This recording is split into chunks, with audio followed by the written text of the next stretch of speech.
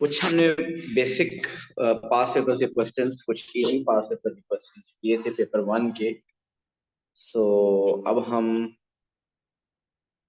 Paper 2 के कुछ पास papers questions करेंगे। बल्कि एक मिनट ठहरिए।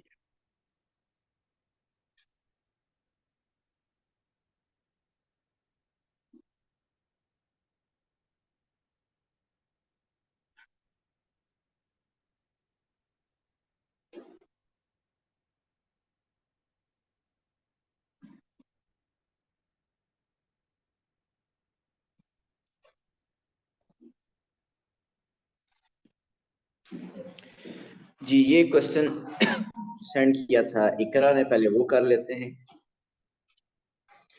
इकरा, इस पेज के ऊपर क्वेश्चन 14 और 15 शो हो रहे हैं। आपने 14 का है या 15 का है?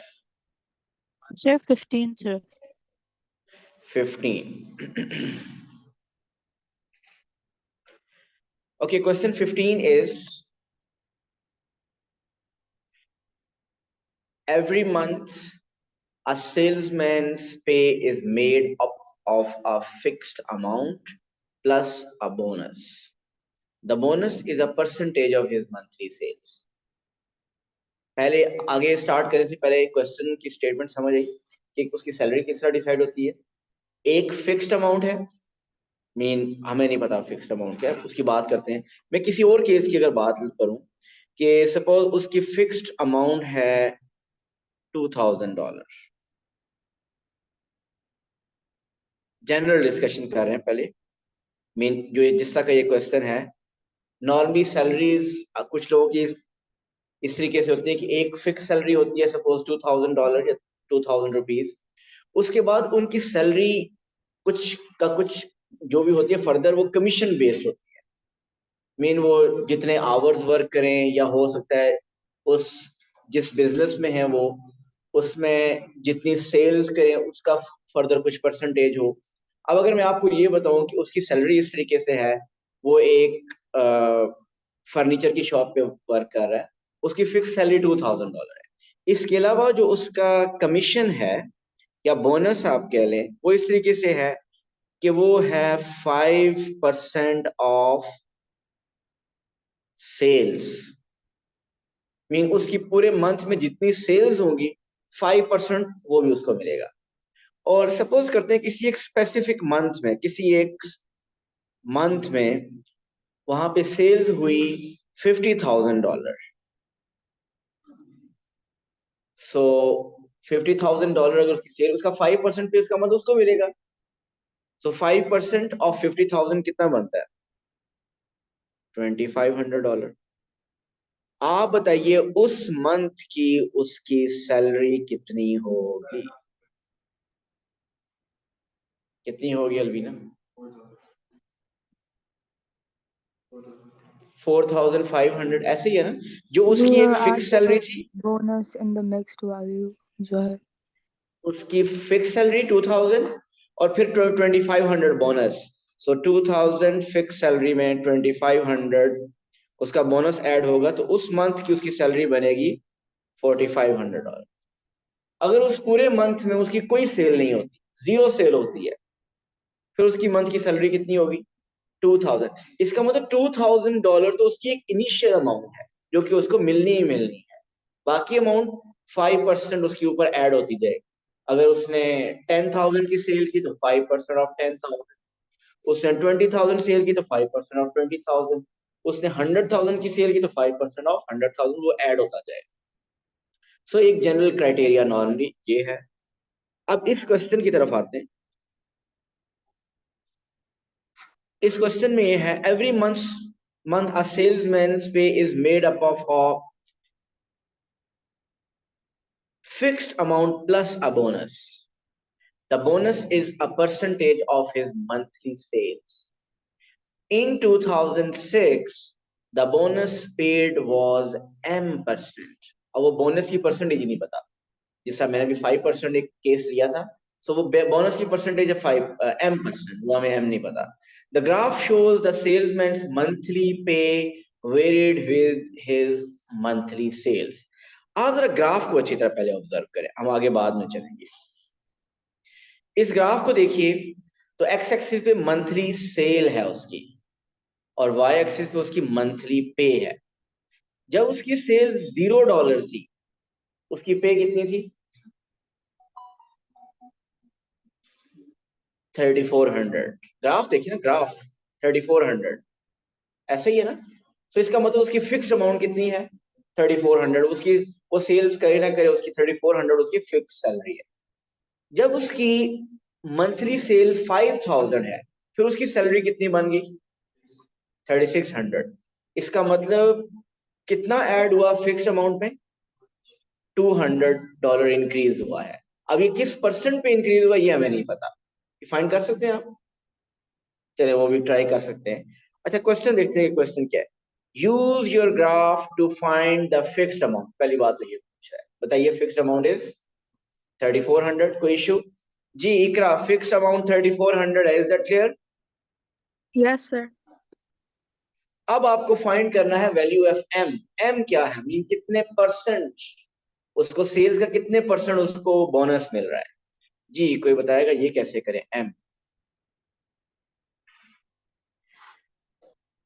M percent of sales. आप देखिए जो फर्स्ट 5000 जब सेल हुई है, इधर प्लीज देखें, जब 5000 सेल हुई है, सो 5000 जब सेल हुई तो उस वक्त उसकी सैलरी कितनी बनी? 3600। लेकिन इस 3600 में 3400 उसका फिक्स्ड अमाउंट थी, वो एडिशनल 200 है basically m percent of 5000। So m percent of 5000 is basically equal to 200। ये बात समझ आ रही है? इज इक्वल टू 200 मैंने क्यों लिखा है? 3600 तो नहीं लिखना था ना। 3600 तो उसकी टोटल सैलरी है, और उसकी टोटल सैलरी कैलकुलेशन कैसे होती है? 3400, इधर कोई नया बात, 3400 उसकी फिक्स सैलरी है, प्लस आगे एक एम परसेंट है, और वो टोटल, और न्यू अमाउंट उसमें कितनी ऐड हुई है? 200 ऐड हो गई है। तो जब उसकी 5000 सेल्स होती है उसमें 200 ऐड हो जाता है। तो हमने देखा कि 5000 का एम परसेंट बनता है 200। तो यहां से आप एम कैलकुलेट कर लीजिए। सो बताइए एम इज, तो ये अगर विदाउट कैलकुलेटर भी करें तो ये 100 और ये 100 cancel, so m into 50 is equal to 200। So m is 200 over 50 which is 4। So m mean 4%, the value of m is 4। So उसकी जो बोनस है उसको वो 4% मिलता है। जी इकरा बताइए, क्लियर हो गया क्वेश्चन?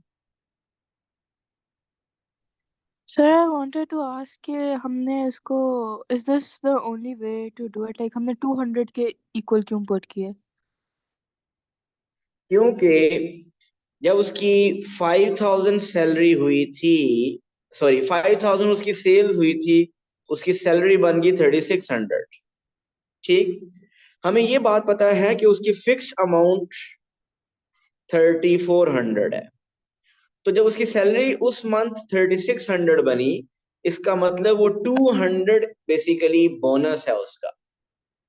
और उसका बोनस किस तरह कैलकुलेट होता है? एम परसेंट पे। वालेकुम अस्सलाम।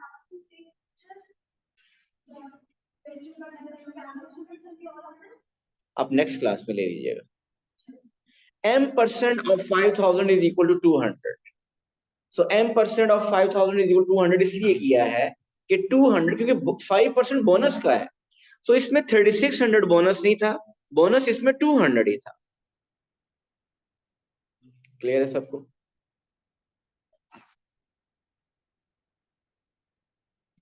या यूं अगर करना चाहते हैं यूं भी कर सकते हैं कि 3400 उसकी fix salary plus m percent of 5000 is equal to 3600। Total कितनी बनेगी? 3600। अच्छा, अगर आप 10,000 नहीं लेते, 15,000 ले लेते हैं, 15,000 से भी किया जा सकता है। m परसेंट ऑफ 15,000, बताइए जब 15,000 से टोटल सैलरी कितनी थी उसकी? 4,000।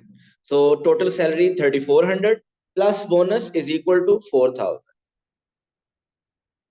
यहां से भी m कैलकुलेट करेंगे, वही नंबर बनेगा। आगे चलें भाई।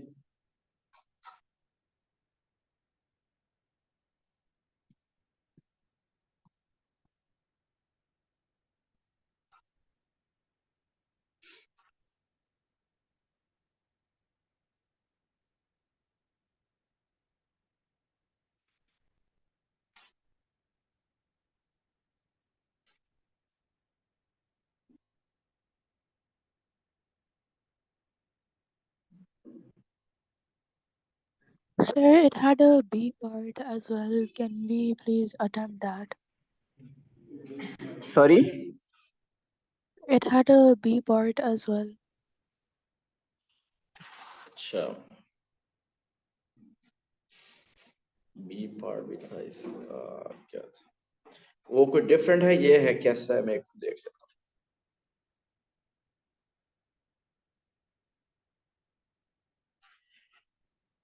जी चलें, बी पार्ट भी कर लेते हैं, उसी का बी पार्ट भी एक था जी। इसका बी पार्ट देखिए, इन 2007 the fixed amount was 3500 per month and the bonus was 5% of his monthly sales. In July, his sales were $12,000. Calculate the salesman's pay for July. ये तो उससे इजी है, हो जाएगा। बताइए, सैलरी उसकी बतानी है जुलाई की, उसकी फिक्स्ड अमाउंट में ऐड कर देना है 5% ऑफ 12,000, क्योंकि उस मंथ की उसकी सेल्स की थी 12,000।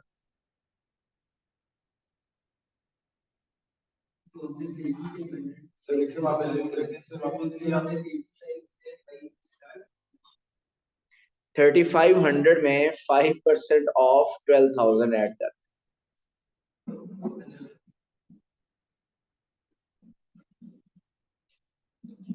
तो उसकी सैलरी होगी basic mean fixed amount 3,500 plus उसका बोनस कितना है 5% ऑफ सेल्स, 5% ऑफ 12,000।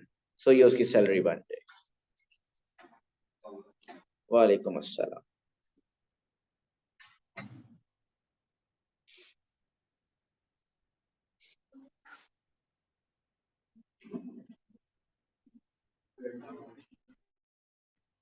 क्या आंसर आया? 4,100।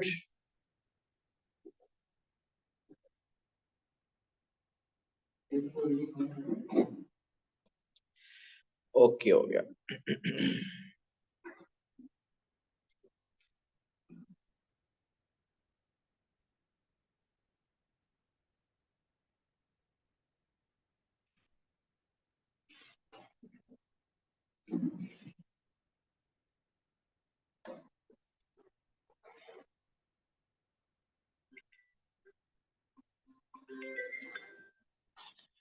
ओके जी, क्वेश्चन 17 जरा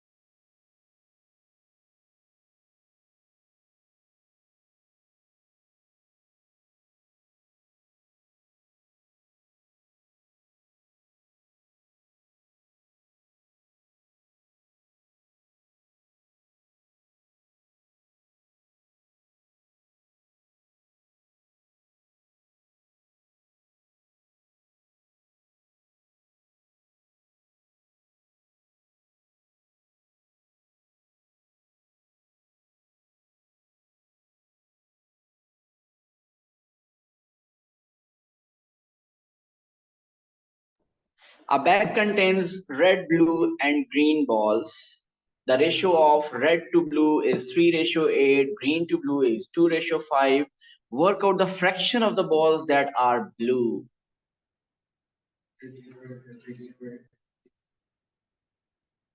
13 over blue. अच्छा, एक किसी ने किया। मैं अगर ये क्वेश्चन दूं, थोड़ी देर के लिए मैं क्वेश्चन अगर कहूं कि red ratio blue ratio green, if the question is कि red balls ratio, blue balls ratio, green balls are in the ratio 2:5:3, अगर ये रेशियो हो तीनों में, so can you tell me कि what will be the fraction of blue balls? आप बता सकते हैं? फ्रैक्शन 5/10, क्योंकि ब्लू की ratio is 5 and total sum of ratio is 10. सो उस केस में जो फ्रैक्शन बनेगी वो बनेगी 5/10 मीन 1/2. सो ये क्वेश्चन हो जाएगा अगर आप तीनों में रेशियोज फाइंड कर सकते हैं. सो अब बताइए जी, सिंप्लीफाई हमने करना है 1/2. अब बताइए कि तीनों में रेशियोज अगर हो जाए तो फिर तो क्वेश्चन हो जाएगा. ये हमने पहले भी की हैं जब ऐसे क्वेश्चंस. सो आप बताइए इसमें से, इस इंफॉर्मेशन में से red ratio blue ratio green कैसे करेंगे जी? We can multiply to the whole by 4, 2 and 5. देखिए इसमें कैसे करते हैं. वो नंबर या वो यहाँ पे कलर जो दोनों में कॉमन है, वो कौन सा कलर है दोनों रेशियोज में जो आ रहा है, वो है ब्लू. आपने ब्लू की रेशियोज दोनों में सेम करनी है. ऊपर वाले में ब्लू की रेशियो क्या है 8 और नीचे वाले में ब्लू की रेशियो क्या है 5. ऐसे ही है ना. सो दोनों में ब्लू की रेशियो अगर आप इक्वल करें तो आप उन तीनों में रेशियो लिख सकते हैं. अब बताइए 8 और 5 को कैसे इक्वल करें हम? Multiply by what? 8 वाले को 5 से मल्टीप्लाई कर दें और 5 वाले को 8 से मल्टीप्लाई कर दें. सो आपके पास फर्स्ट केस में रेड रेशियो ब्लू आ जाएगी 15:40 और सेकंड केस में ग्रीन रेशियो ब्लू बनेगी 16:40. सो वो कलर जो दोनों में कॉमन था वो आपने इक्वल कर दिया. Now tell me what is the ratio of red ratio blue ratio green? बताएंगे Mustafa, red ratio blue ratio green क्या है? 15:40:16. नेहा ये बात समझ आइए आप? सो ये तीनों में रेशियो बन गई है. आपको अब ब्लू की फ्रैक्शन बतानी है. फ्रैक्शन ऑफ ब्लू बताइए. ब्लू की ratio 40 divided by sum of ratio 15 plus 40 plus 16, that will be 71. So ratio या fraction of blue is 40:71 not 70. 40:71. अगर ये सिंप्लीफाई आपको लगता है हो सकता है तो करें, जो कि नहीं हो सकता तो that will be the answer 40:71. ये बॉल्स नहीं है, ये बॉल्स की रेशियो है. आपको नहीं पता कि रेड बॉल 3 है, ये रेशियो है उनकी. अगर 3 रेड हों तो 8 फिर ब्लू होंगे, और अगर रेड 6 हो गए तो फिर ब्लू भी 16 हो जाएंगे, डबल हो जाएंगे. अब दोनों में डिफरेंट थे, उधर 8 था, अगर इधर 8 होता फिर बैलेंस थे. तो यहां से कॉन्ट्रडिक्शन आ रही है कि उसमें 8 ब्लू है और इसमें 5 ब्लू है, तो एक ही बैग है. तो ये रेशियो है, ये नंबर ऑफ बॉल्स नहीं है जी. क्लियर है सबको ये 3 रेशियोज बनाने का? अच्छा मुझे आप बताइए कि एक सर्टेन अमाउंट है, सपोज वो है $10,000. ये $10,000 डिस्ट्रीब्यूट करना है 3 लोगों में. इस तरीके से 3 लोग कौन से हैं? ए बी एंड सी. इस तरीके से डिस्ट्रीब्यूट करना है कि ए रेशो बी हो 2:3, and B ratio C is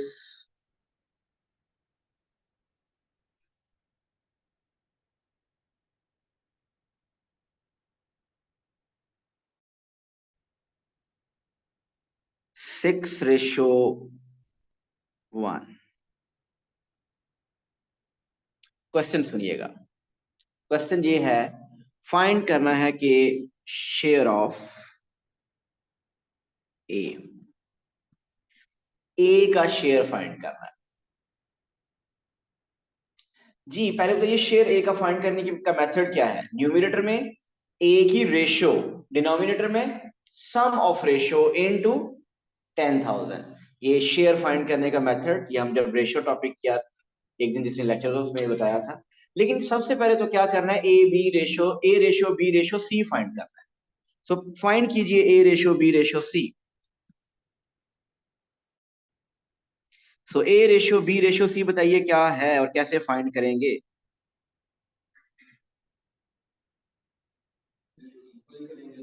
yes, दोनों में कॉमन क्या आ रहा है? बी। तो दोनों में बी हमने इक्वल करना है।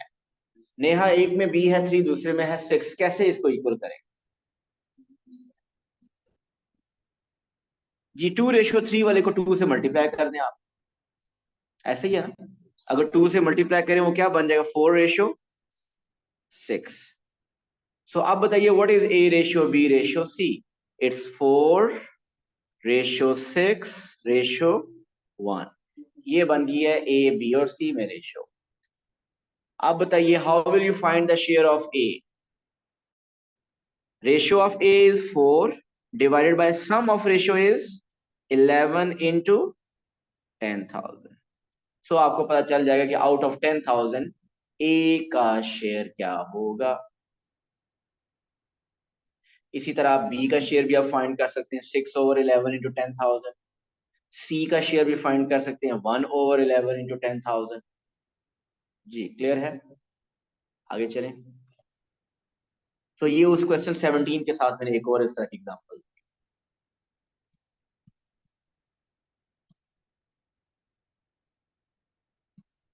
During 1 year, the value of a bicycle decreased from $200 to $160. During 1 year, the value of a bicycle decreased from $200 to $160.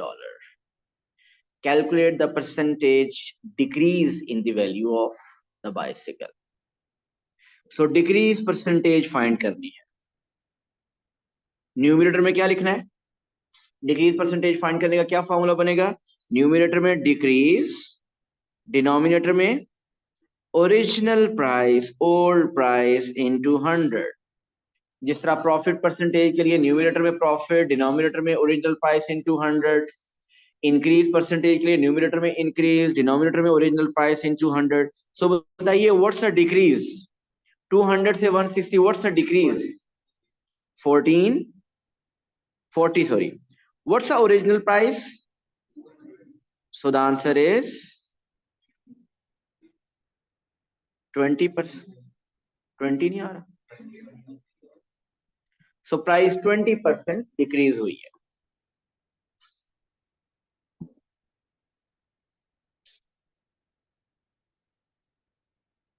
आपने कुछ और किया था?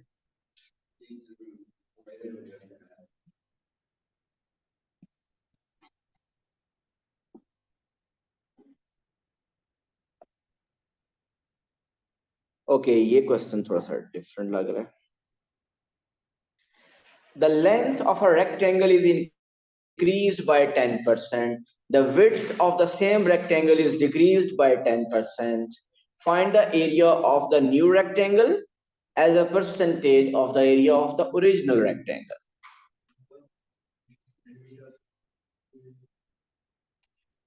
आपको एंड पे जो परसेंटेज निकालनी है ना, वो कैसे है निकालनी है? Area of new over area of old into 100, ये करना है। Find the area of the new rectangle as a percentage of the area of old rectangle.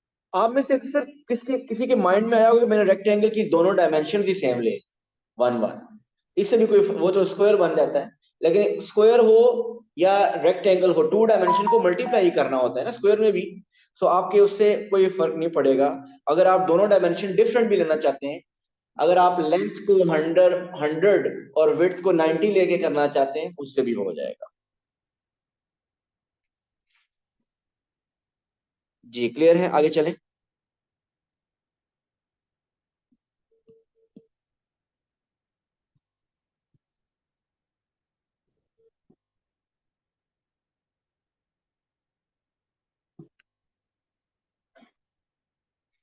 Okay, ये एक क्वेश्चन है, जरा इसको पढ़िए। Meera invest some money at a rate of 2% per year simple interest. How many years it take for her investment to double in value? Mean में basically अब वो question करो जिसमें इंफॉर्मेशन दी नहीं है। जैसा पिछले क्वेश्चन में लेंथ और विड्थ नहीं दी हुई थी, इस क्वेश्चन में आपको फाइनल अमाउंट नहीं दी, इनिशियल अमाउंट नहीं दी, सिर्फ रेट दिया और कहता डबल करनी है। बताइए कैसे करेंगे? अपनी वैल्यूज डालेंगे, डाल सकते हैं, सही कह रहे हैं, सही कह रहे हैं, डाल सकते हैं। लेकिन ना भी डालें तो भी क्वेश्चन हो जाएगा।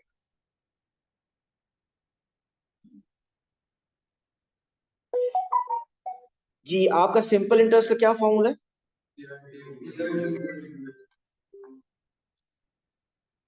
अस्सलाम वालेकुम सर, ये एक्सटेंशन बोर्ड भेज दें, एक्सटेंशन बोर्ड भेज दें। और दूसरा, वो जो वायर्ड नेटवर्क है, इंटरनेट है, वो आज नहीं चल रहा। वो पीछे से मुझे लगता है डिस्कनेक्ट हुआ हुआ है, उसको जरा चेक कर लीजिए। नया भेज दें आप।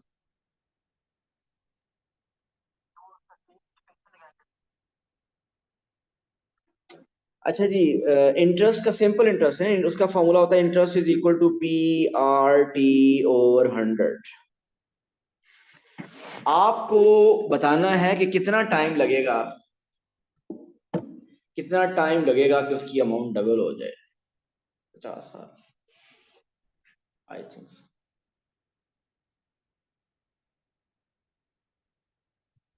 अच्छा जी, प्रिंसिपल अमाउंट क्या रखें?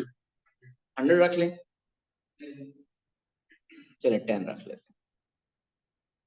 साइन की बात कि हम प्रिंसिपल अमाउंट 10 रख लेते हैं। रेट क्या है? 2%। टाइम फाइंड करना है,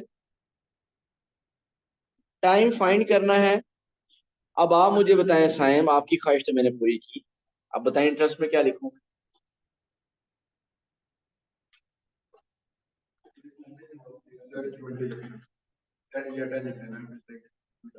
हमने उसकी अमाउंट डबल करनी है। ये जो प्रिंसिपल अमाउंट है वो 10 ली, अगर इंटरेस्ट 10 होगा तो तब अमाउंट जाके डबल होगी ना, ऐसे ही है ना। अगर इंटरेस्ट 10 रखें तब अमाउंट उसकी डबल हो जाएगी। सो आप फिर इंटरेस्ट को आप क्या रखेंगे? 10। Got it? अगर हम 100 रखते ना प्रिंसिपल अमाउंट, तो मैं इंटरेस्ट की भी 100 रखता ताकि अमाउंट डबल हो जाए। सो टाइम कैलकुलेट करें कितना बन। सो ये इधर से कैलकुलेशन अगर हम करें, सो ये 0 इस 0 से कैंसिल, 2/10 ये भी कैंसिल। सो डिनोमिनेटर में सिर्फ क्या रह गया? 5। ये 5 उस तरफ मल्टीप्लाई कर दिया, 5 × 10 इज 50 साल चाहिए उसको। सो 50 years रिक्वायर्ड। मैंने कैसे बता दिया था स्टार्ट में? नहीं, आंसर तो वो नहीं, मैंने स्टार्ट में आंसर बता दिया था कि 50 years होगा, वो मुझे कैसे पता चल गया? भाई 2% से इंक्रीज करना और 100% तक लेके जाना, डबल करने के लिए 100% होना चाहिए। तो हर दफा 2%, फिर 2%, तो 50 साल चाहिए वो 100% तक। 100% जब हो जाता है तो डबल हो जाती है। सो 50 years रिक्वायर्ड। Got it?